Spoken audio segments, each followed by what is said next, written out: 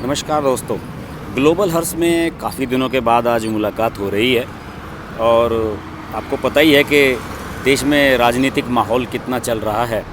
और दूसरे चैनल पर मैं हर्ष की बात लाइव, जो मेरा दूसरा चैनल है, उस पर मैं वीडियोस में काफ़ी व्यस्त रहता हूं और आप लोगों को समय नहीं दे पाता हूं। लेकिन जो भी आप में से लोग मेरे साथ ग्लोबल हर्ष में जुड़े हैं, वो निश्चित रूप से राजनीति से अलग हटकर कुछ ना कुछ बात सुनना, कहना चाहते हैं।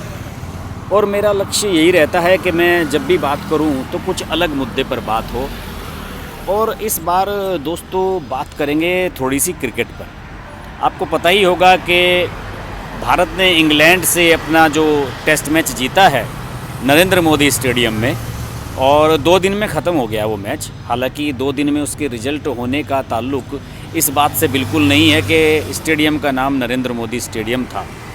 लेकिन इसके बावजूद भी चर्चाएं खूब हैं साहब। चर्चाएं ये हो रही हैं कि यार ऐसा क्या पिच बनवाया मोदी जी ने कि 2 दिन में ही टेस्ट मैच ख़त्म हो गया। इससे पहले जब अफ़गानिस्तान अपना पहला टेस्ट मैच खेला था 2 साल पहले, 3 साल पहले 2018 में, तो वो टेस्ट मैच भी 2 दिन में ख़त्म हो गया था।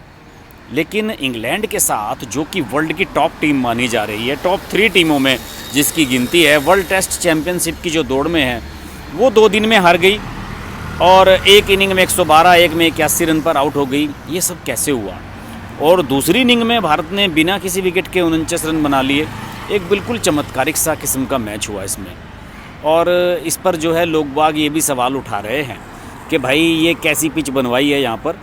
आपको पता ही है कि जो मोटेरा का ये स्टेडियम है, इसको रिनोवेट किया गया है और इस स्टेडियम को रिनोवेट करने के बाद इसका नाम नरेंद्र मोदी स्टेडियम किया गया।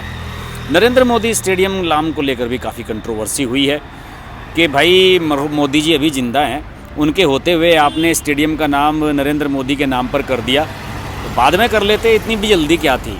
लेकिन चूँकि ये बहुत बड़ा स्टेडियम है और बीजेपी इसको एक वर्ल्ड लेवल पर एक बड़ा इम्पैक्ट छोड़ना चाहती है, और मुझे लगता है कि उनके जो समर्थक हैं, ख़ासतौर से मोदी जी के जो समर्थक हैं, अमित शाह और उनके बेटे जय शाह जो कि बीसीसीआई के सेक्रेटरी हैं, इन लोगों को ये लग रहा होगा कि यार इससे बढ़िया अवसर नहीं हो सकता कि मोदी जी के प्रति अपना ग्रेटिट्यूड दिखाया जाए और स्टेडियम का नाम उनके नाम पर करा दिया जाए। पता नहीं फिर मौका मिले या ना मिले। बहरहाल मुझे नहीं लगता कि उन्हें ऐसी जल्दी क्या थी। लेकिन बीजेपी ने इसका डिफेंस इस तरीके से किया कि भाई जो वहाँ पर स्पोर्ट्स कॉम्प्लेक्स है टोटल, उसका नाम तो सरदार पटेल कॉम्प्लेक्स है, और उसमें से जो क्रिकेट स्टेडियम है उसका एक पार्ट है, उसका नाम नरेंद्र मोदी स्टेडियम किया गया है। हालांकि कुछ लोगों ने ये भी कहा कि नरेंद्र मोदी स्टेडियम का नाम सरदार पटेल का नाम बदल करके किया गया है, लेकिन बीजेपी ने उसको इस तरीके से डिफेंड किया। और बीजेपी का ये कहना है कि वहाँ पर केवल क्रिकेट मैच ही नहीं और इस तरह के कार्यक्रम और इस तरह के खेल भी हो सकते हैं जो कि ओलंपिक में होते हैं या फिर एशियन गेम्स में होते हैं। इन सब को भी हम वहाँ पर मैनेज कर सकते हैं। तो यही वजह है कि वहाँ पर एक पूरा स्पोर्ट्स कॉम्प्लेक्स बनाया गया है और क्रिकेट का जो स्टेडियम है वो इसका एक सिर्फ पार्ट है। तो इस लिहाज से बीजेपी अपनी इस बात को डिफेंस कर रही है। बहरहाल मुझे नहीं लगता कि मोदी जी के नाम पर स्टेडियम की ज़रूरत अभी से थी। और बीजेपी तो अक्सर ये कहती रही है कि हम लोग बड़े नेताओं के नाम पर स्टेडियम, एयरपोर्ट्स, इनके नाम रखे जाने के ख़िलाफ़ हैं। और उनकी ओपिनियन ये रही है कि भाई जितने भी बड़े बड़े एयरपोर्ट्स हैं वो शहरों के नाम पर होने चाहिए, किसी बड़े आदमी के नाम पर नहीं होने चाहिए। बहरहाल जो भी संभव, अब इस सब कुछ सिनेरियो में आपकी मर्ज़ी, आप किसी को कुछ भी कर सकते हैं। लेकिन मेरा पर्सनल ओपिनियन दोस्तों यही है कि मोदी के नाम पर, नरेंद्र मोदी जी के नाम पर अभी स्टेडियम की ज़रूरत नहीं थी। और अभी मुझे लगता है कि नरेंद्र मोदी लंबे समय तक रहने वाले हैं। आप भी इस बात को मानते होंगे कि नरेंद्र मोदी अभी कहीं नहीं जा रहे हैं। 2024 भी मुझे उनका क्लियर दिख रहा है। तो ऐसी स्थिति में इतनी जल्दी नहीं थी कि उनके नाम का स्टेडियम बनाया जाए। बहरहाल क्रिकेट की अगर बात करें तो मैच 2 दिन में ख़त्म हुआ। इस पर मैं दिलीप वेंगसरकर, भारतीय टीम के जो पहले कप्तान भी रहे हैं, बहुत शानदार कर्नल के नाम से उन्हें जाना जाता है, लॉर्ड्स में 3 सेंचुरी बनाई हैं उन्होंने। और सुनील गावस्कर के बाद अगर 70s 80s के दशक में किसी बल्लेबाज ने अपनी पहचान बनाई थी तो वो दिलीप वेंगसरकर थे। और इंडिया के चीफ सेलेक्टर भी रहे हैं। धोनी को इंट्रोड्यूस कराने का क्रेडिट दिलीप वेंगसरकर को ही जाता है। दिलीप वेंगसरकर उस समय मुख्य चयनकर्ता हुआ करते थे, उन्होंने ही धोनी को डिस्कवर किया था। दिलीप वेंगसरकर ने कहा है कि there is something wrong, pitch में कुछ ना कुछ तो गड़बड़ था, और पिच इतनी ख़राब थी कि उसमें जो रूट जैसे खिलाड़ी ने 8 रन देकर 5 विकेट ले लिए। तो आप समझ सकते हैं कि पिच कितनी ख़राब थी, जो कि रेगुलर बॉलर भी नहीं है, और उन्होंने ऑफ स्पिन की और 5 विकेट ले लिए।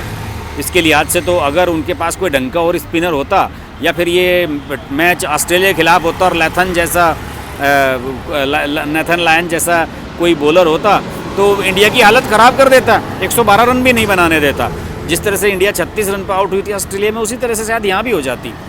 तो दिलीप वेंगसरकर का ये कहना है कि मैदान सब स्टैंडर्ड है, इसका जो विकेट है, और ढंग से तैयार नहीं कराया गया, और इंटरनेशनल लेवल का अगर आप मैच करा रहे हैं तो उसका जो पिच है वो बिल्कुल स्टैंडर्ड का होना चाहिए।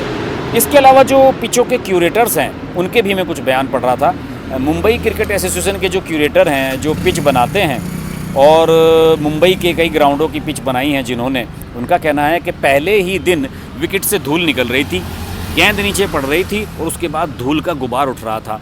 इसी से लगता है कि विकेट पूरी तरीके से तैयार नहीं था, और इनके खिलाफ गुजरात एसोसिएशन के खिलाफ कार्रवाई की जानी चाहिए।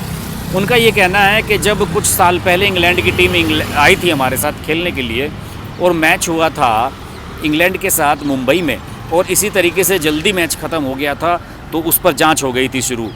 और इसके अलावा क्रिकेट कंट्रोल बोर्ड ने, आईसीसी ने ऐतराज़ कर दिया था कि यार इतनी घटिया पिच वहाँ पर बनी हुई है। और आपको पता ही है कि पिच के हिसाब से और मैचों की कंडीशन के हिसाब से हर स्टेडियम को रैंक किया जाता है।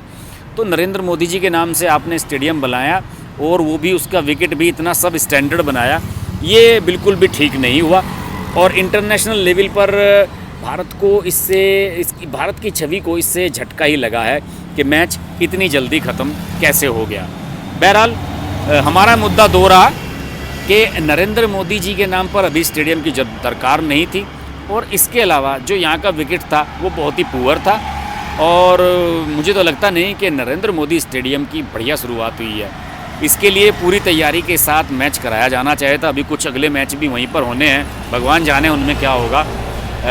लेकिन निश्चित रूप से मेरा ये मानना है कि ना तो अभी नरेंद्र मोदी के नाम पर स्टेडियम बनाने की ज़रूरत थी, और ना ही अनप्रिपेयर्ड ढंग से बनाए गए विकेट पर मैच कराने की जल्दी थी। ऐसी जल्दी नहीं मचाई जानी चाहिए थे। कोरोना काल के बाद इतने लंबे समय बाद कोई सीरीज हुई है। बहरहाल मुझे तो साफ लग रहा है कि भारत की टीम ये सीरीज निश्चित रूप से जीतने जा रही है। 2-1 की बढ़त हो चुकी है। तीसरा टेस्ट मैच देखते हैं कि क्या होता है। तो अब दोस्तों मज़ेदार होने जा रही है सीरीज।